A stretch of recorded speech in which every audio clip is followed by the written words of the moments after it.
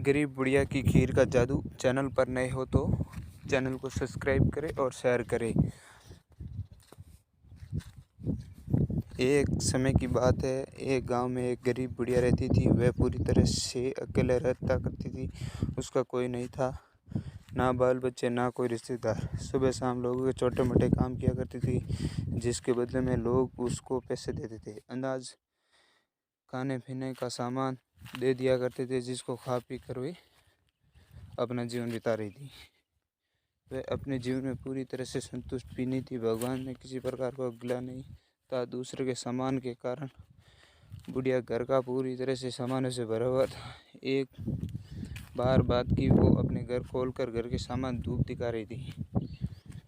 वह समय से 2-4 चोर थे। जब उन्होंने देखा कि बुढ़िया के घर में तरह तरह का सामान भरा हुआ था, उसे बड़ा लालच आया और वह सोचने लगे, चोरों ने बुढ़िया इस घर में बुढ़िया अकेले रहती, क्यों ना हम आकर उसके घर को साफ कर दें। माना कि सामान पुराना है, लेकिन कुछ तो पैसे मिलेगा और वह बुढ़िया अकेली, हमारा कोई बिगाड़ नहीं पाएगा। चोरों ने बुढ़िया के घर में अच्छी तरह से देख लिया और समझ लिया कि उनकी तरह से बुढ़िया घर में सफाई कर रही।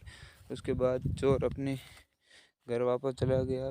बुढ़िया बेचारी को सपने में वह ख्याल नहीं आया कि उसके घर में कोई चोरी कर सकते हैं, क्योंकि उसके घर में तो खुद उसके कपड़े तक उसके नहीं थे। सब कुछ गांव वालों ने दिया करते थे।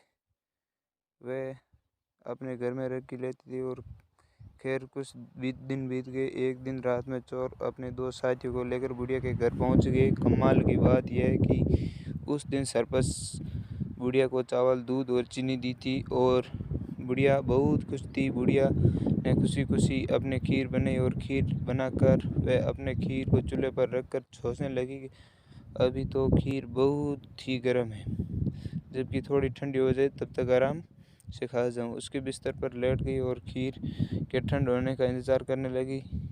लेटे लेटे उसकी नींद आ गई।